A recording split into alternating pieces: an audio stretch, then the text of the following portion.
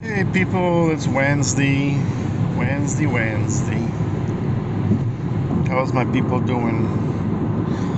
Alright. First time wearing shades in a week. The sun is poking through a little bit more above us. However, it's still a little dense here on the belt line. It's a little smoky. Heading to Springfield. I haven't been to Springfield in a couple of days.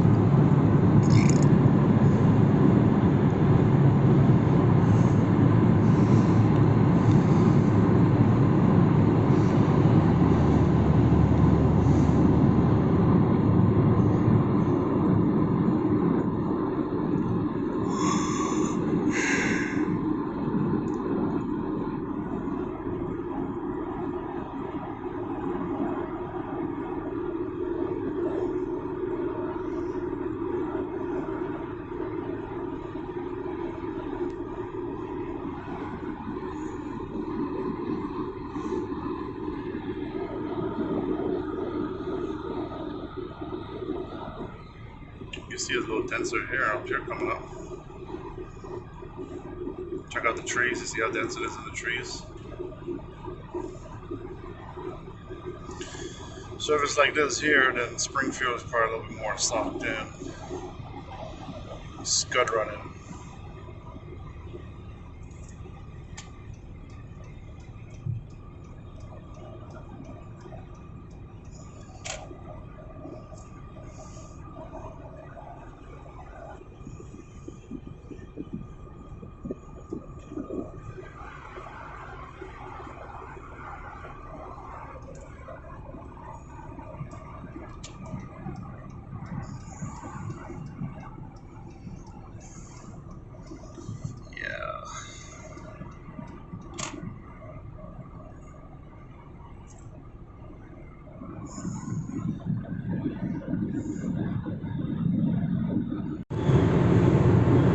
Here's the 126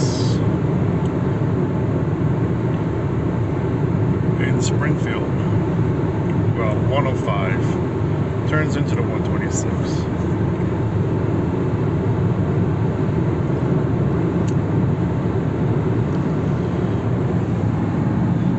See how it is thick through the trees, thicker here than Eugene. See? You can use the trees for reference. See the red car, see the white car up ahead on the right. You can use, well, he's white, that's not a very good reference, but yeah.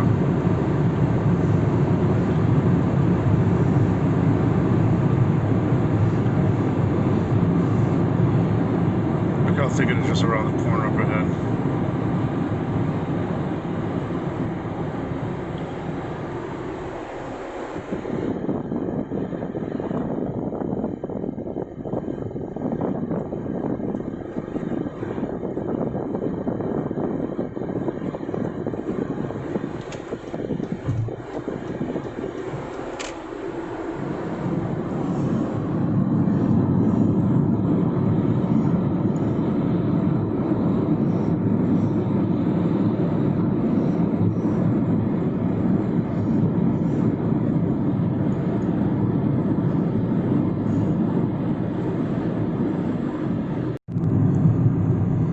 Alright, leaving Springfield to go to Lowell. Taking the Bob Schraub Parkway. We'll see what it looks like down there. Hang tight. But I suspect it's going to be more or less like this. Never know. Fingers crossed. Fingers crossed. How do you cross your fingers? Like this? It's kind of awkward. Or like this. Yeah. See, it's a little darker now. See the smoke? It's like a whiteout over there on the other side of that building. That's 126 going east. The other day they said east of 69th was closed, but I managed to get to 72nd. And it was fine, it was open, so maybe it was just a temporary close.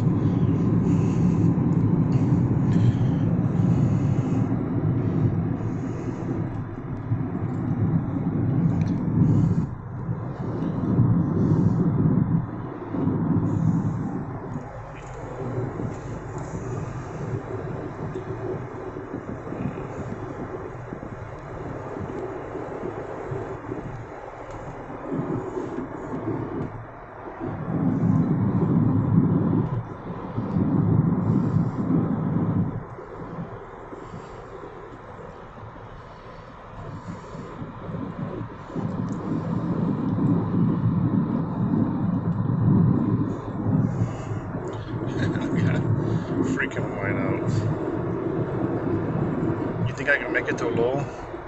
I got 22 miles of gas left. Fingers crossed. Can you cross your toes? One of my big toes don't move. Look at hillside in the back of those houses. You can barely see it. See a little silhouette? Barely, barely.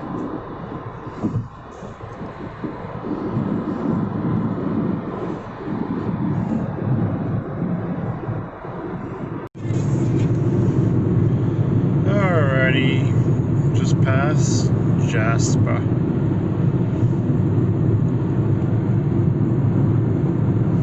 Doesn't look so bad here on the road, in between the trees. Maybe the trees blocking out the... talk to you soon. Here's an open spot.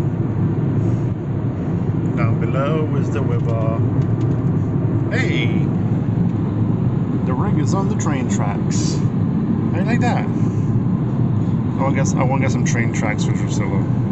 Some wheels, not tracks, wheels. You think? I think aren't they hydraulic?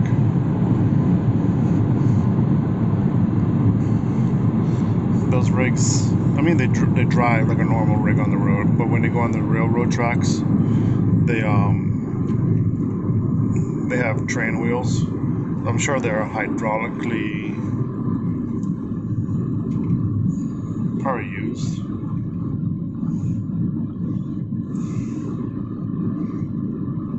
I mean, to like to lower. I'm gonna get a set of those for Drusilla.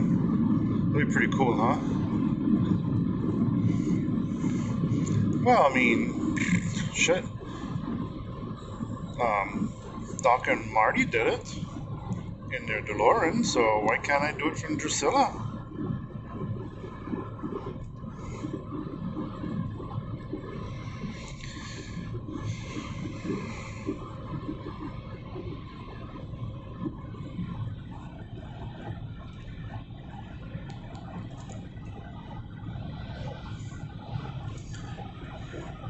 So, talking about these wildfires. Alright, here's a thought.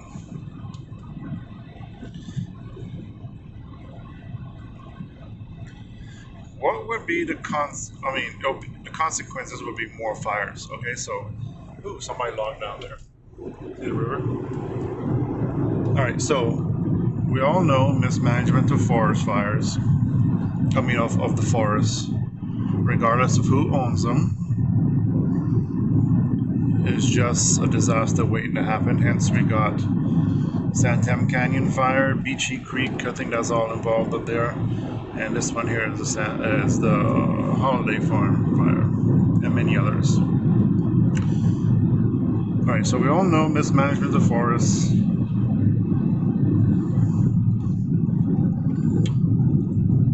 is just a disaster waiting to happen for a forest fire, regardless of the ownership. All right, so putting that aside,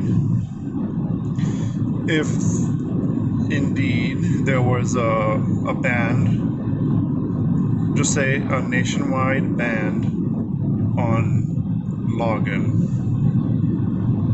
right? So no more logging whatsoever. The industry will just die, and everybody will be involved, will be essentially homeless because they depend on that. All right, so here's my way of eccentric thinking.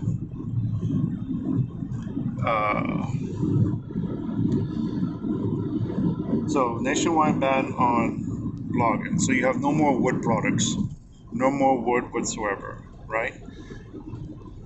And how are they going to sustain the wood industry in the continental U.S.? Okay, are they going to import it? Where are you going to import it from? That means that's going to cause us more stress on someone else's country's forest to sustain the U.S. All right. So now, putting that aside, when you ban logging, you have, in order for this to work, to see the consequences, you have to do it nationwide. So nationwide ban of logging, so think on that. no import, no importation of wood products, because you can't buy enough to sustain us from another country, right? So zero that. So now that would mean people like AOC and all the new Green Deal folks out there, even the general public that thinks is a good idea, there will be hoisting flags and be a parade. Yeah, new Green Deal. All right. Now the consequences of all of that is, what are you going to replace it with?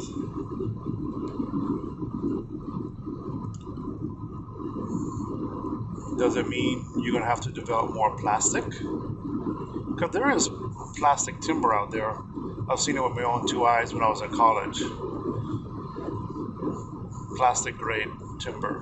2x4s, 4x4s, whatever. I've seen it. Right? So that means, how does that be a new Green Deal when you're developing more plastic?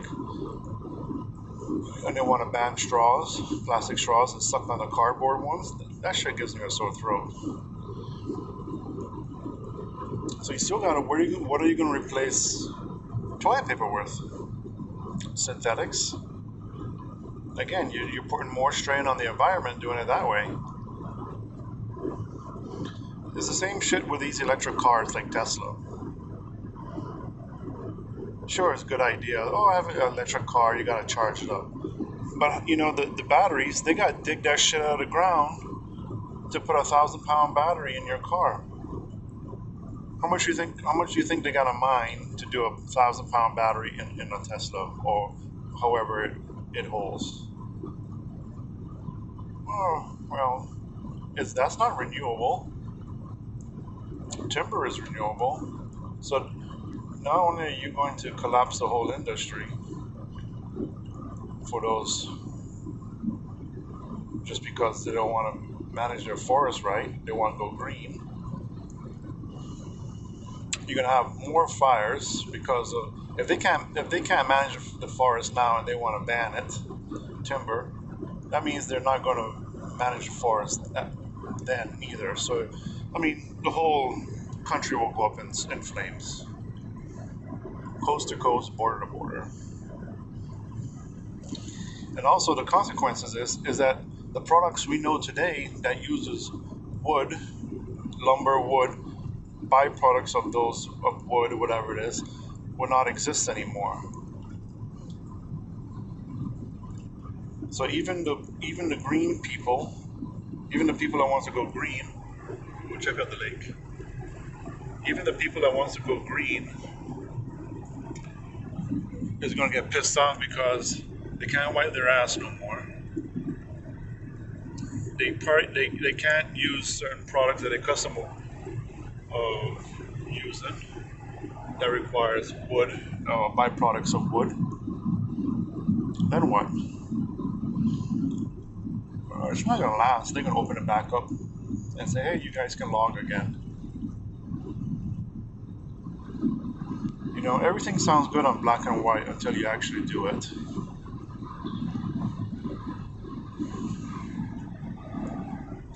Alright, so we're in Lowell. 13 miles of gas to go. I probably won't make it back to Springfield, but anyhow, I'll get gas up here on the border. Alright, so I hope you like my eccentric way of thinking. More to come later. Alrighty, heading back to Springfield. Alright, so you get me where I was thinking? There's the lake again. Alright, so when you cripple one industry, see, you can't even see the other side. There's a dam, but you can't even see the other side of the lake. So when you cripple, for instance, the forestry industry, you're going to cripple others. Just on paper alone, you don't have toilet paper, so I guess you can just use your hand and wipe your ass. Or, get a bidet, grab the garden hose and squirt your ass and clean it. I mean, you can do that. Alright, so that solves the toilet paper problem. What about the books in the magazine industry? And the pamphlets and whatever else that's being printed on. You know, banners, cards, manuals, labels, stamps, envelopes. So there you go. So we went from book and magazine, went to the postal. What else? School supplies. Their paper, coloring books. Yeah. So are we gonna just ignore that the forestry, that industry, is just a waste?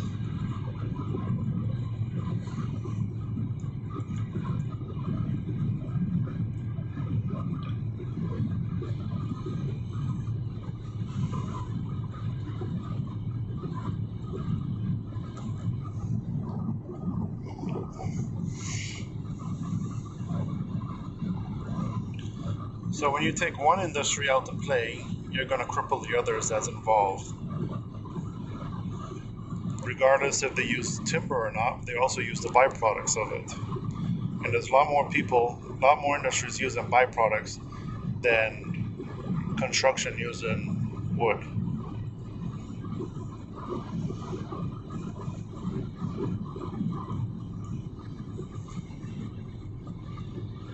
So, I mean, you all can do your due diligence and Google that. What items that you use every day requires paper, requires wood products. Anyways, that's food for thought. So if they think that these greeny people, environmentalists, activists, arsonists, are setting these forest fires just so we can't log it, if they think that's a good plan, they're just totally wrong.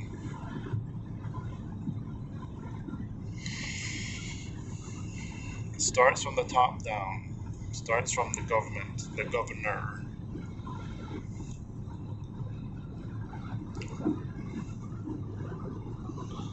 And when you have a governor like Catherine Brown, is a disgrace to the state of Oregon and its people.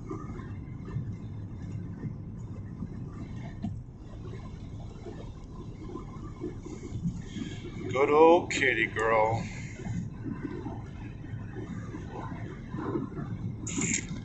Which she's right away blamed it on climate change. I call bullshit. So yeah.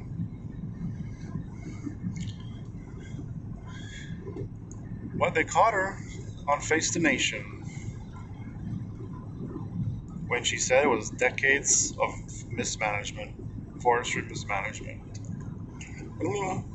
See? She knows it. Hey, check out that. Somebody left a car door that's looked like it's been stripped down. Yep. Well, I think she's just full of shit. Her eyes are brown. She's a psychopath, sociopath, narcissist, funded by Soros himself. That was public knowledge. A direct, a direct campaign funded. Yep. Well, see what happens when I go on these long drives.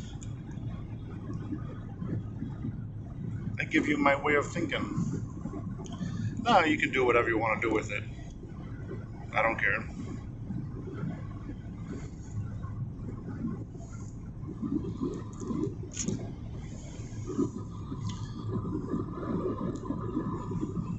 You can either take it as a grain of salt, call me an asshole, that I'm just bullshitting, don't know what I'm talking about, or you can do your due diligence and research it. See?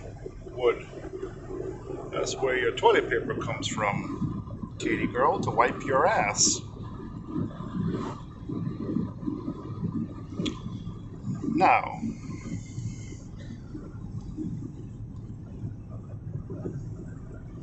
back to a regular programming schedule of the smoke.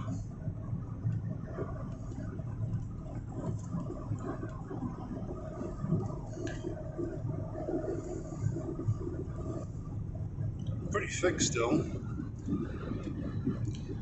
Now, do you think all the ash that has fallen in the river right there, do you think that it has created an impact on the wildlife living in it, in the water? I believe if you put ash in water, it creates lye, which is toxic, so hazardous for fish.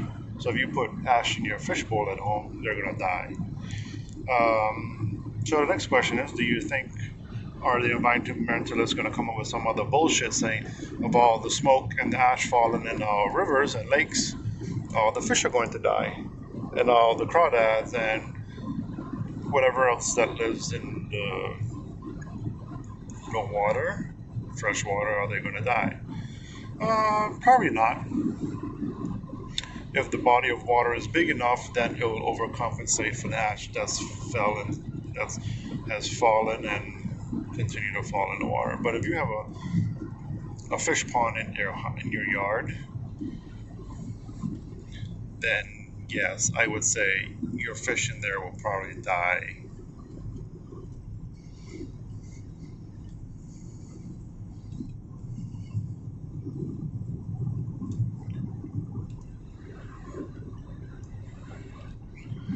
That depends on how much of an impact your current location is with what's going on now. So,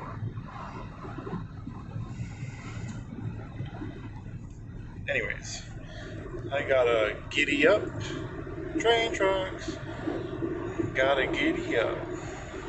You got another delivery to do? Yep.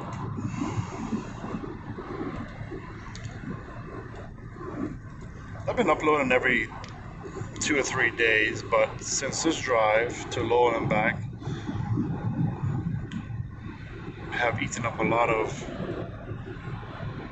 time filming, that I think I'm gonna upload this one tomorrow. I uploaded one again today, that was 20 minutes, and I think I'm already past the 20 minutes on this one already for the day. So yeah, I'm gonna upload this one tomorrow. Day's still young, probably got more filming to do, piece here and there. Alright, ciao. Thanks for driving with me. There's the sun peeking. The setting sun, oh, gone behind the clouds. Dang.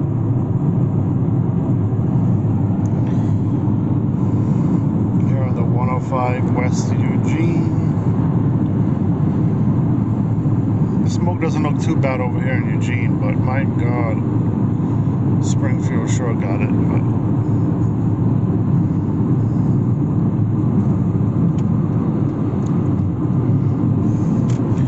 yeah, this got me. I see how the clouds are lifting over there above my finger. Yeah. Well, that's a sign. Maybe we'll do a little bit improvement every day helps.